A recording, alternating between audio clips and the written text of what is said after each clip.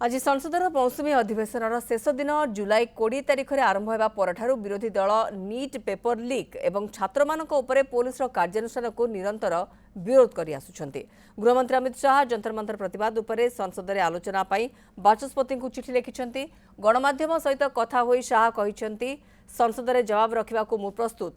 प्रथमे विरोधी दलगुड़िक गृह को चलाइबा दिंतु। मु प्रत्येक प्रसंग में आलोचना पाई प्रस्तुत। अधिवेशन आरंभ होगा पर मु प्रतिदिन संसद आसुछि एवं निज चाम्बर में उपस्थित रही किंतु विरोधी माने गृह चलाई देउना। गृह जेबे स्वाभाविक चली पारु नाही सेठाकु जिबार माने कौन बोली शाह प्रश्न करछन्ते।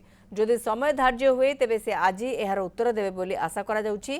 तेबे राहुल गांधी कहिछन्ति जे विरोधी दल शाहक वक्तृता चाहंती नाही। प्रथमे कुहंतु जे छात्र मानक उपरे गुली चलाइबाकू किए निर्देश देइथिला। संसदीय व्यापार मंत्री किरेन रिजिजू कहिछन्ति मु संपूर्ण निराश। सरकार आलोचना चाहूछि किंतु विरोधी दल पलायन करुछन्ति। से कहिछन्ति जे विरोधी दल प्रस्तुत हेले अधिवेशन को वृद्धि करा जाय परिबो।